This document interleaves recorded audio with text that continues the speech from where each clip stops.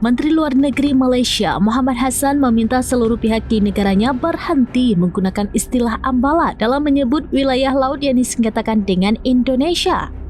Hal itu disampaikan Hassan saat rapat parlemen pada Selasa 5 Agustus 2025. Menurutnya, penggunaan istilah dari Indonesia dapat memperkuat klaim negara tetangga atas wilayah Sabah termasuk blok ND6 dan ND7.